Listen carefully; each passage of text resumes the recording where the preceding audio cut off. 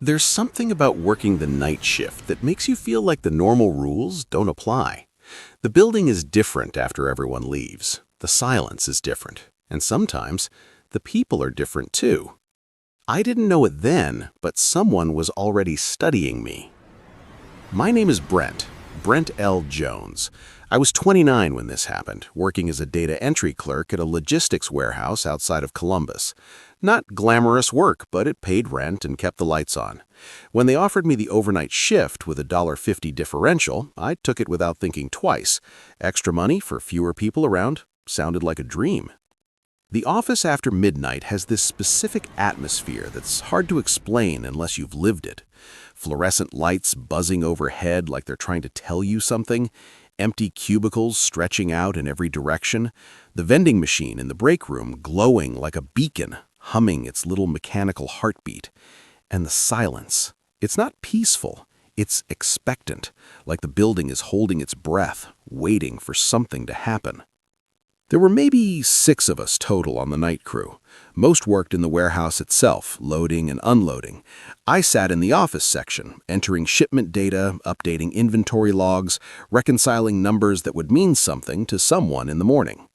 My supervisor was a guy named Carl, mid-40s, thinning hair, always wore the same rotation of 3 polo shirts. He seemed normal at first, quiet, kept to himself, always there when I arrived, always there when I left. I figured that was just dedication. The first time something felt off, I told myself I was imagining it. I was deep into a shipping manifest, the kind of tedious work that puts you in a trance, when I felt something change in the air behind me. You know that feeling when someone's standing too close but you haven't heard them approach? I turned around and Carl was right there, maybe 3 feet from my chair, just standing, watching. I flinched hard enough to knock my coffee. Jesus, Carl, you scared me. He didn't apologize, didn't laugh it off the way normal people do. He just nodded slowly, like he was confirming something to himself. Just checking in, he said. Then he walked away. I cleaned up the coffee and tried to shake it off. Some people are awkward, some people don't understand personal space, but something about the way he'd been standing there, the way his eyes had been fixed on the back of my head like he'd been doing it for a while, it stuck with me. Over the next few weeks, I started noticing patterns. Carl had a notepad, small, spiral-bound, fit in his shirt pocket. I'd seen him write in it before, figured it was task lists or reminders.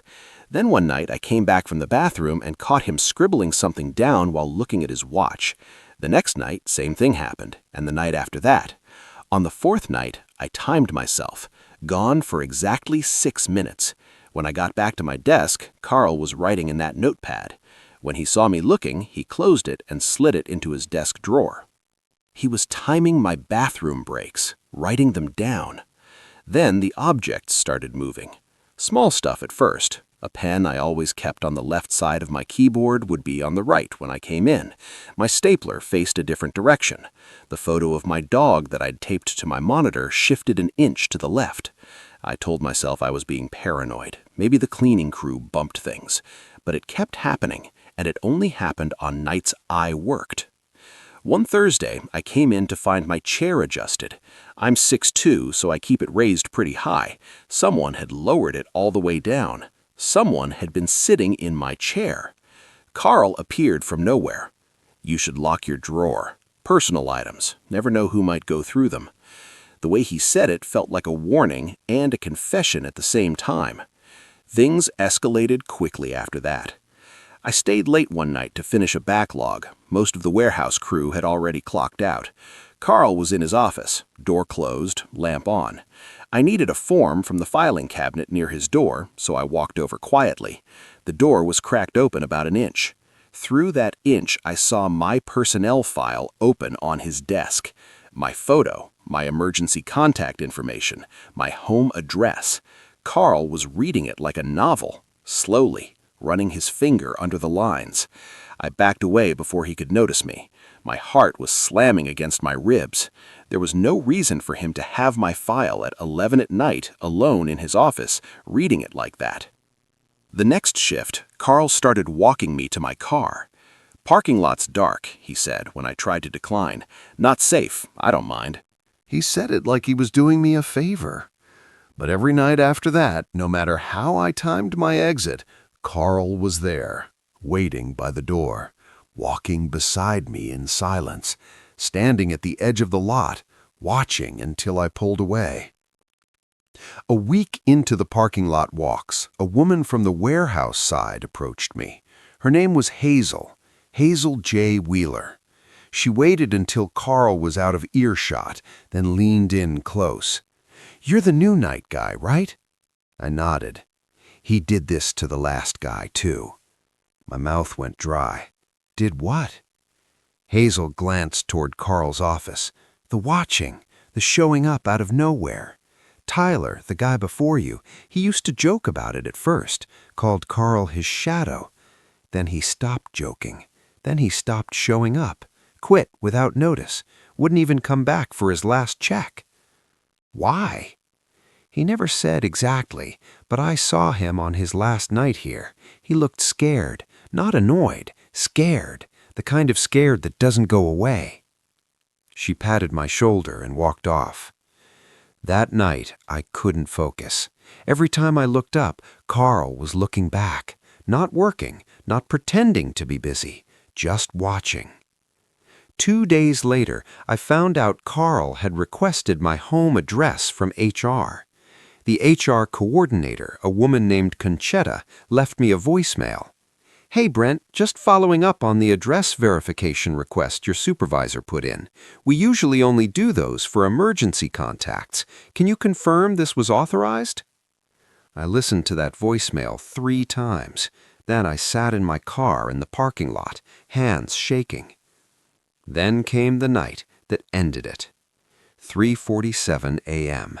I'd been holding it for an hour, not wanting to leave my desk, but biology won. I walked to the bathroom at the far end of the hall, the one near the loading dock entrance.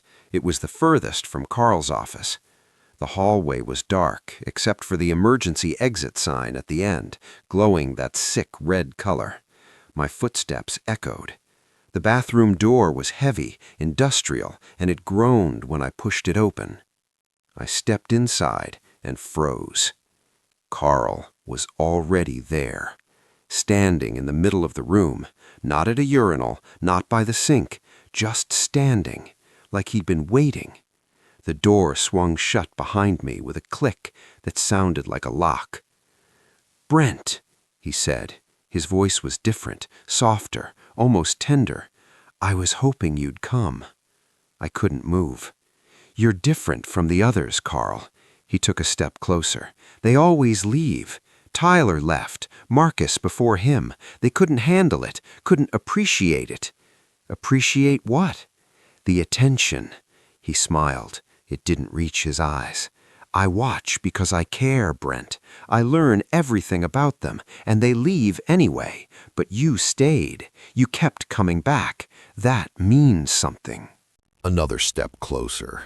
I could smell his aftershave now, something cheap and sharp. "I know where you live," he said. "I know you have a dog named Baxter. I know you order Thai food every Thursday. I know you sleep with your bedroom window cracked open, even in winter." The room tilted. How could he possibly know that?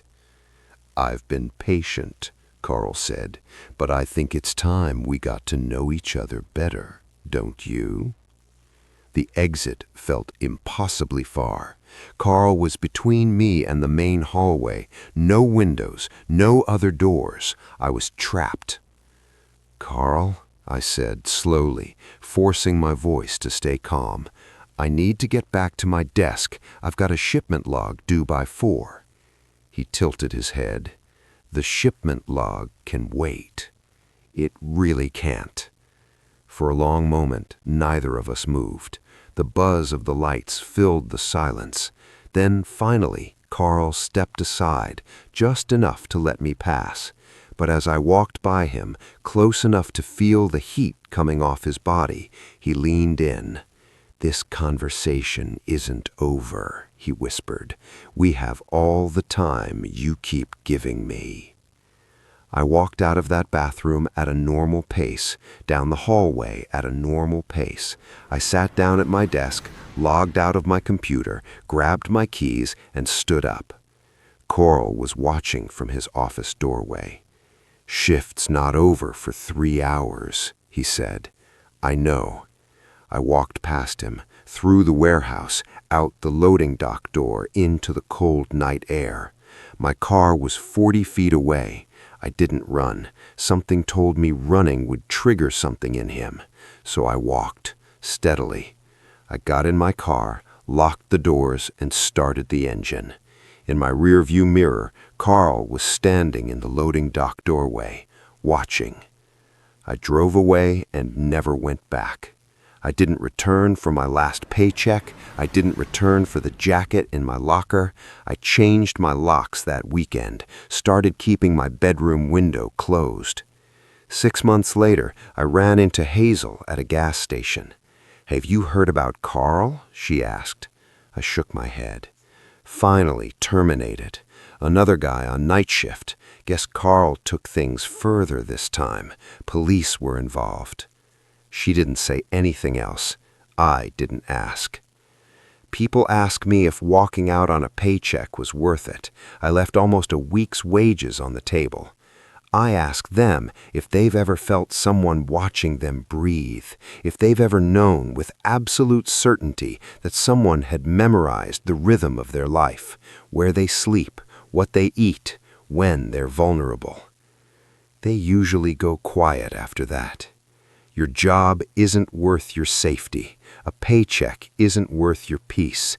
And if your gut is screaming at you to leave, you leave. You don't rationalize, you don't wait for proof, because some people don't just want to work with you. They want to own you. And now, if you think that story was unsettling, let me tell you about Grace. She made the mistake of being kind to the wrong coworker.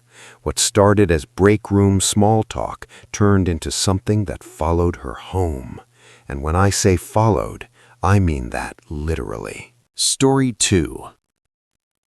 I grew up being told that kindness was free, that it cost nothing to smile, nothing to say hello, nothing to make someone feel seen.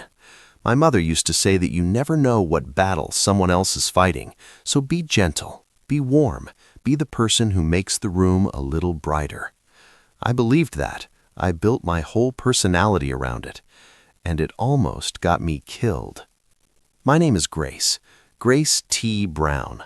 I was 26 when this happened, working as an administrative assistant at a mid-sized insurance firm in Cincinnati, the kind of company where everyone knows everyone's name, but nobody really knows anyone. Fluorescent lights, beige carpets, motivational posters that hadn't been updated since 2008. It wasn't my dream job, but I was good at it. I answered phones, managed calendars, kept the office running smoothly. And I was friendly. That was my thing. I remembered birthdays. I asked about people's kids. I made small talk in the elevator when everyone else stared at their phones. The break room was my territory in a way. Not officially, but I spent a lot of time there. Coffee machine conversations, microwave small talk, the little moments between meetings where people actually act like humans instead of employees. I liked those moments. They made the job feel less like a job. That's where I met Robert. Robert I. Kiefer, claims processor. Quiet guy, maybe early 30s, always wore button-downs that were slightly too big for him. He sat in the back corner of the office, near the fire exit, in a cubicle that nobody walked past unless they were lost. He ate lunch alone every single day. Same time, same table in the break room, same sandwich from home wrapped in plastic wrap. He never talked to anyone, and nobody talked to him. Except me. The first time I noticed him, he was sitting at that table by himself, while a group from accounting laughed loudly at the other end of the room. He wasn't looking at them, but you could tell he was aware of being excluded. That specific kind of loneliness that pretends it doesn't hurt. So I sat down across from him. "Hey," I said, "I'm Grace. I don't think we've officially met." He looked up like I'd spoken a foreign language. Then, slowly, he smiled. "Robert," he said. I know who you are." I didn't think much of that at the time. Small office, everyone knows everyone. I asked him about his work, his weekend, the usual stuff. He gave short answers, but he seemed grateful for the conversation. When I got up to leave, he said something that stuck with me. "Thanks for sitting with me. Most people don't." I smiled and told him it was no problem, because it wasn't. It cost me nothing. Or so I thought. Over the next few weeks, Robert started appearing in the break room at the same time I did, every time. I'd walk in for my 10:15 coffee, and he'd already be there, sitting at the same table, looking up like he'd been waiting. I told myself it was coincidence. We probably just had similar schedules. Then he started bringing me coffee. The first time I thought it was sweet. He handed me a cup as I walked in, already made. "Thought I'd save you a trip," he said. I thanked him and took a sip. It was exactly how I liked it. 2 sugars, splash of oat milk. I never told him that. I never made coffee in front of him, but somehow he knew. "Lucky guess," he said, but his eyes didn't look like he was guessing. I started to feel something shift. Not alarm, not yet, just awareness, like when you realize someone's been standing behind you for longer than they should. Robert began finding reasons to walk past my desk. He'd stop to chat, always casual, always brief. He remembered everything I said, every detail. I mentioned once that I was stressed about my sister's wedding, and a week later he asked how the bridesmaid dress fitting went. I mentioned I'd been craving sushi, and the next day he told me about a new place that just opened near my apartment. Near my apartment. I hadn't told him where I lived. "How do you know where I live?" I asked, keeping my voice light. He blinked. "Oh, I think someone mentioned it. Or maybe I saw your address on a form somewhere, insurance stuff." He waved his hand vaguely. "You know how it is." I didn't know how it was, but I nodded and changed the subject, because that's what polite people do. That's what I did. Then came the dinner invitation. It was a Thursday. Robert stopped by my desk at the end of the day, hands in his pockets, that too big shirt making him look smaller than he was.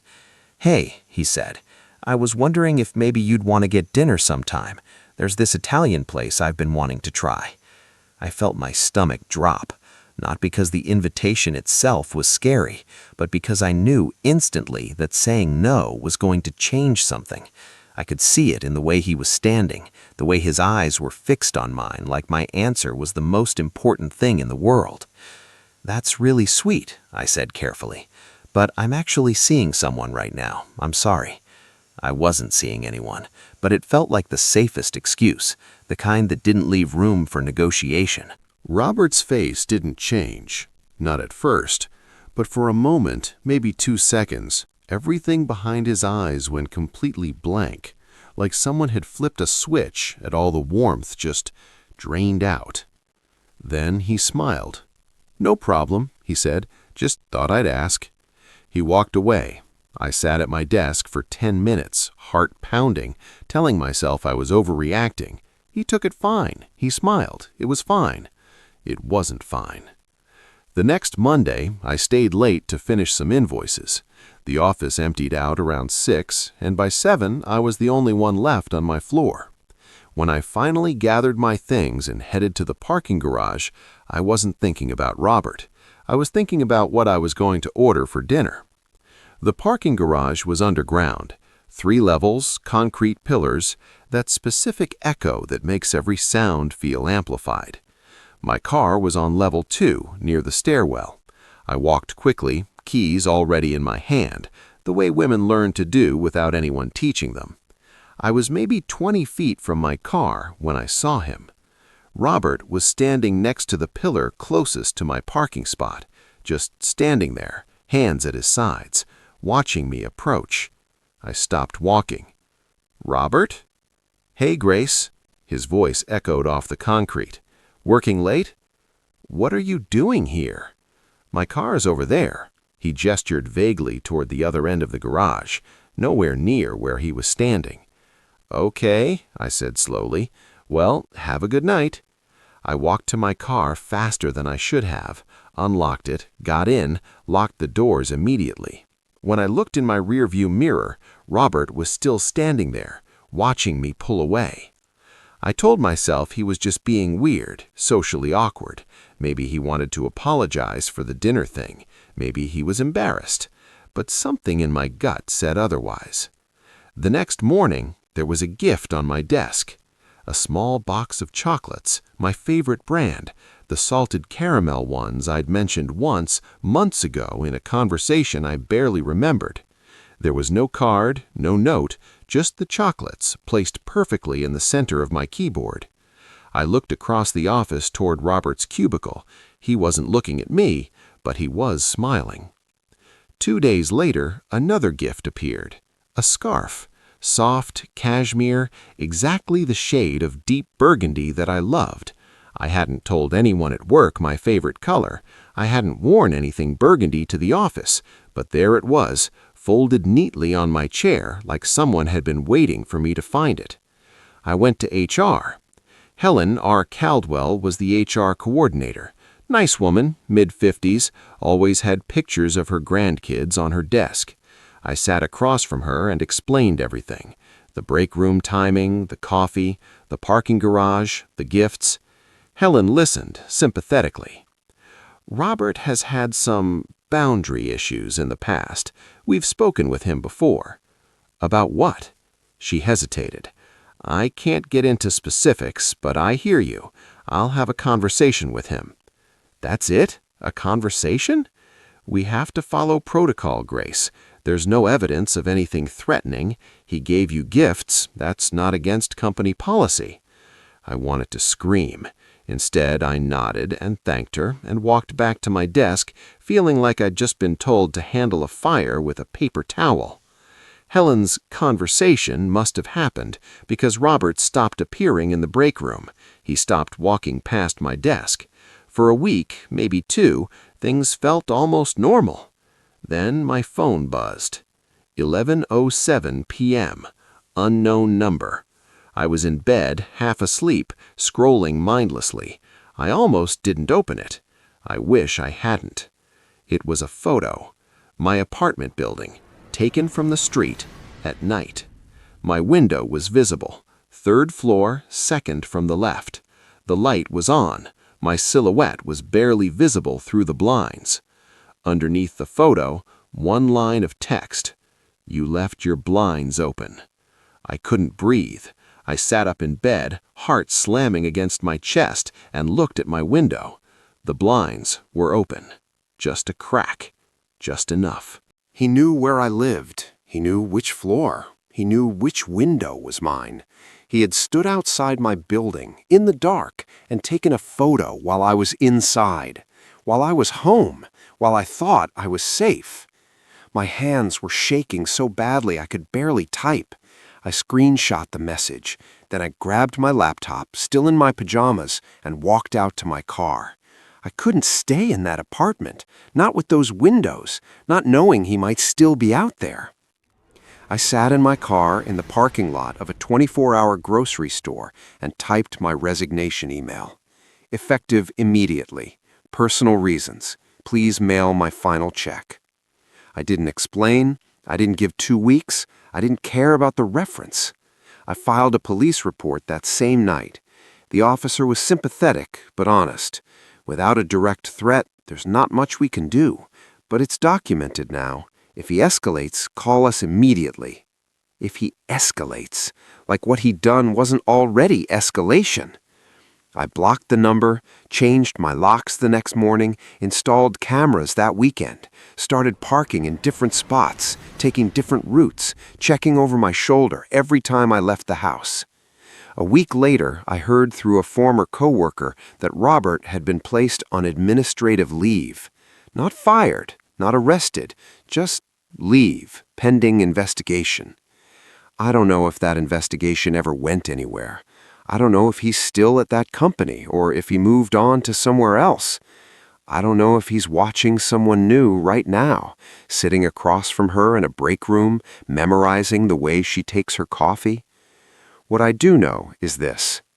I was nice to him because no one else was. I smiled because I thought smiles were free. I sat down at his table because I believed kindness cost nothing. I was wrong. Sometimes kindness is the door you accidentally leave unlocked, and some people are just waiting for you to open it. I still flinch when I get texts from unknown numbers. I still close my blinds the second the sun goes down. I still look for burgundy scarves in crowds, wondering if I'll see his face attached to the person holding one. The worst part isn't what he did. The worst part is knowing that I'll never be that friendly again. He took that from me, that openness, that warmth, and he didn't even have to touch me to do it. Now, if you think being watched by someone you tried to help is terrifying, imagine being watched by someone you've never even met, someone who's been living in the walls of your workplace, someone who knows your schedule better than you do. Jose found out the hard way that the most dangerous person in the building isn't always on the payroll. Sometimes they're already inside, and sometimes they've been there for weeks. Story 3. There's a specific kind of quiet that only exists in an empty office building after hours. It's not silence, not really. There's always something humming, the HVAC system pushing air through vents, the electrical buzz of servers doing their endless work, the occasional click of a door settling into its frame. But underneath all of that, there's an emptiness that presses against you, a feeling that you're somewhere you're not supposed to be, even when you have every right to be there. I spent hundreds of nights in that quiet, and I never once thought to be afraid of it. My name is Jose D. Hunt. I was 34 when this happened, working as an IT support technician at a corporate office building in the suburbs of Philadelphia. Big building, 7 floors, maybe 300 employees during the day. Insurance, finance, a few legal firms sharing the space. My job was to keep everything running: networks, servers, hardware, the digital backbone that nobody thinks about until it breaks. Most of the real work happened after everyone left: server maintenance, system updates, the kind of stuff that would slow everything down if I did it during business hours. So I became a night creature. I'd show up around 6 when the building was emptying out, grab dinner from the vending machine, and settle in for a long shift of updates and troubleshooting. Sometimes I wouldn't leave until 2 or 3 in the morning. I loved it, honestly. The empty hallways, the security lights casting long shadows, the hum of the server room like a mechanical heartbeat. The building felt like mine after dark. I knew every corner, every stairwell, every closet and storage room and forgotten office that hadn't been used in years. Or, at least, I thought I did. The first sign that something was wrong seemed like nothing at all. Vending machine items started disappearing. Not the money, just the products. Maintenance would refill the machines on Monday, and by Wednesday, half the snacks would be gone with no record of purchases. Everyone assumed it was petty theft. Someone figured out how to game the machine, or maybe the vendor was shorting us. Nobody cared enough to investigate. But I noticed the pattern. The items that disappeared were always the same: protein bars, trail mix, bottled water, things that would keep, things you could survive on. I mentioned it to a coworker once, made a joke about our building having a ghost with a health food obsession. She laughed. I laughed too. Then I forgot about it. Until the coffee cup. I found it in the server room one morning, sitting on top of one of the racks. Paper cup from the break room, the kind we had stacked next to the communal coffee maker. I picked it up to throw it away and froze. It was still warm. I'd been the first one in that morning. I had the only key card that accessed the server room outside of the facilities manager. Nobody should have been in there. Nobody could have been in there. I stood in that room holding a warm coffee cup and felt something cold crawl down my spine. I told myself someone from the night cleaning crew must have wandered in. Maybe someone left a door propped open. There had to be a logical explanation. But I started paying attention after that. The basement storage room became my obsession. It was down on sublevel 1, past the parking garage, in a part of the building that nobody used, Old furniture, broken equipment, boxes of files from companies that had moved out years ago. I had no reason to go down there, and I never did. But I started noticing the light. There was a small window in the storage room door, and sometimes when I walked past on my way to the parking garage, I'd see light leaking through. Not bright, just a faint glow, like someone had left a lamp on. I'd make a mental note to check it, then forget by the time I reached my car. One night, I remembered. I walked down to sublevel 1, footsteps echoing in that concrete emptiness, and approached the storage room door. The light was on. I could see it through the window, a warm yellow glow coming from somewhere inside. I reached for the handle, then stopped. Something felt wrong. Not a sound, not a movement, just a feeling, like the air on the other side of that door was different, heavier, occupied. I checked the door. Locked. I told myself I'd mention it to facilities in the morning. Probably just a light left on. Probably nothing. When I came back the next night, the storage room was dark. I started asking around. Conchetta from facilities, a woman who'd worked in that building longer than anyone, mentioned that tools had been going missing. Not expensive stuff, just basics. Screwdrivers, flashlights, a utility knife. She said, probably the cleaning crew borrowing things and forgetting to return them. But she didn't sound convinced, and neither was I. 2 weeks later, the phone call happened. It was 11:47 p.m. on a Tuesday. I was alone on the 4th floor running a system backup that would take another hour. The building was empty except for the security guard at the front desk 7 floors below. My desk phone rang. That alone was unusual.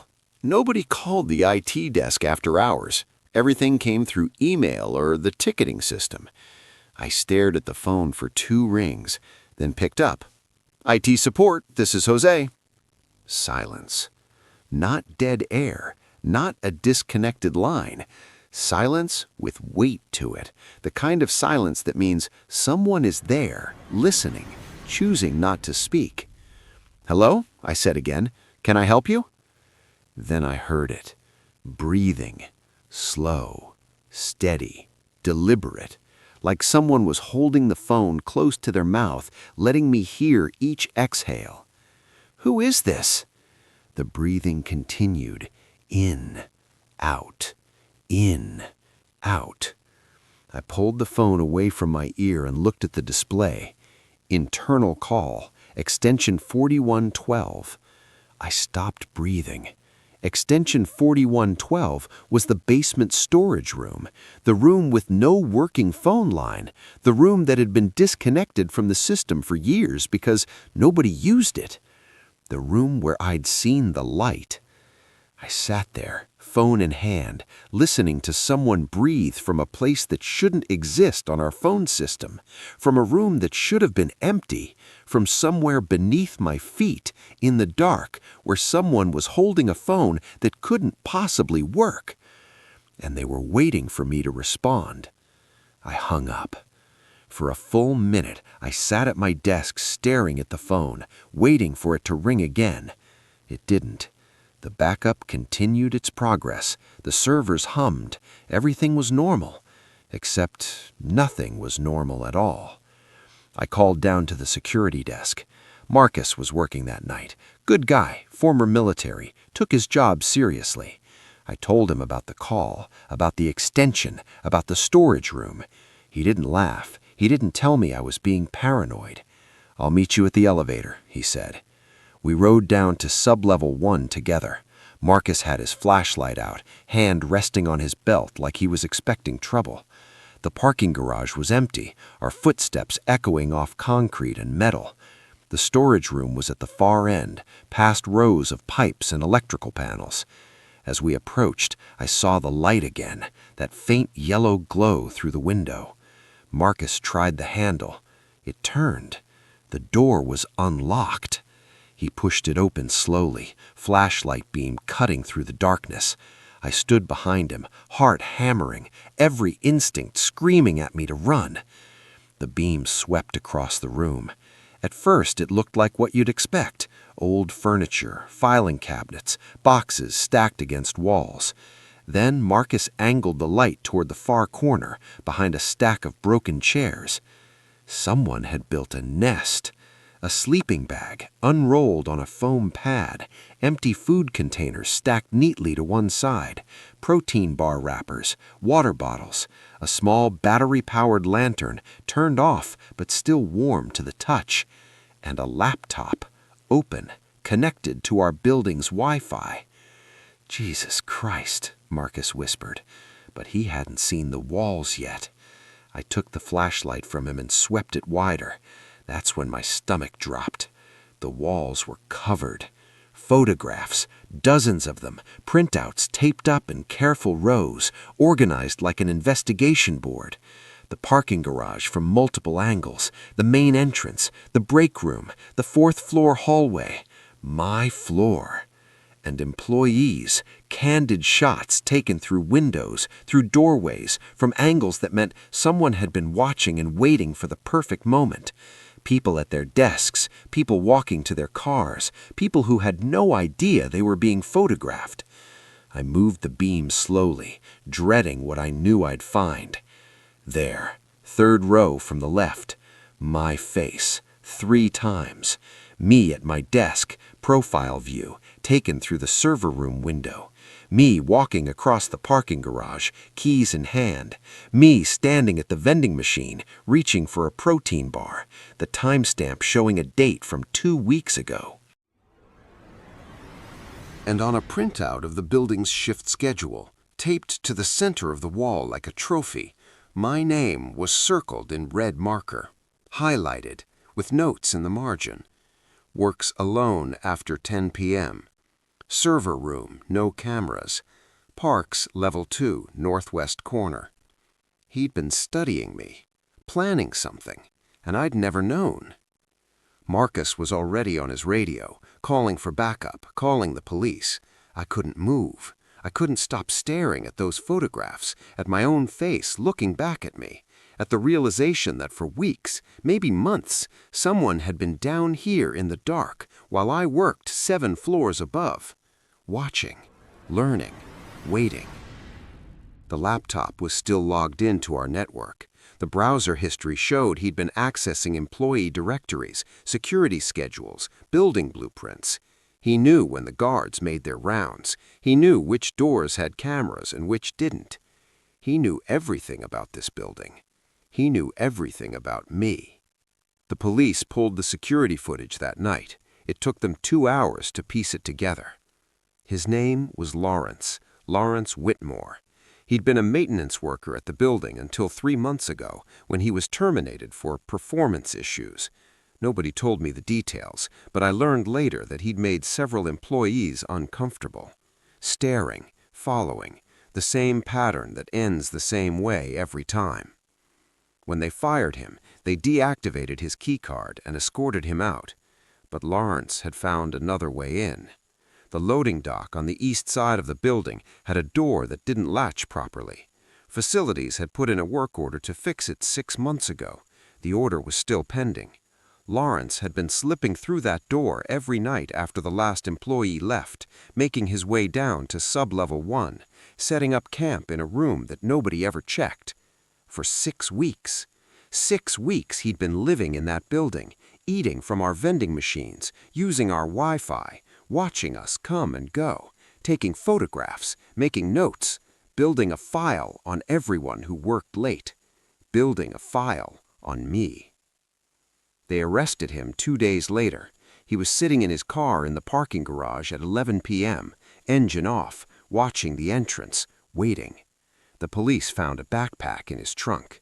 Inside, duct tape, zip ties, a hunting knife, and a printed copy of my shift schedule. I don't know what he was planning. I don't want to know. I requested a transfer to another branch that same week. They approved it without questions. I think they were afraid I'd sue. I work normal hours now, 9 to 5, like everyone else. I leave when the building is still full of people, when the hallways are bright and loud and alive. But sometimes, even now, I catch myself looking over my shoulder, checking corners, listening for sounds that don't belong. I thought I knew every inch of that building. I'd walked those hallways hundreds of times. I'd spent years in that server room, surrounded by that mechanical hum, believing I was alone. I was never alone. And that's the thing they don't tell you about workplace safety. HR can protect you from harassment, security can protect you from break-ins, but nobody can protect you from someone who's already inside. Someone who knows your schedule, has been watching, learning, living in the walls. I still have nightmares about that phone call, extension 4112, the breathing on the other end, the knowledge that while I was sitting at my desk, running backups, checking emails, living my normal life, someone was in the basement below me, looking at my photograph, circling my name, deciding something. I don't know what would have happened if I hadn't picked up that phone, if I hadn't called Marcus, if I just ignored it and gone home like usual, walking through that empty parking garage alone, walking right past his car. But I think about it every single day. Thank you for listening. These 3 stories all have something in common. Brent, Grace, and me, we all thought we were safe because we were at work, because there were rules, because there were cameras and HR departments and security guards and policies designed to protect us. But the truth is, danger doesn't care about rules. Predators don't care about policies. And sometimes the most dangerous person in your building is the one nobody's watching anymore. So the next time you're working late and the building goes quiet and you hear a sound that doesn't quite fit, trust your gut, check that door, make that call, because HR can't protect you from someone who's already inside. Stay alert, stay safe, and I'll see you in the next nightmare.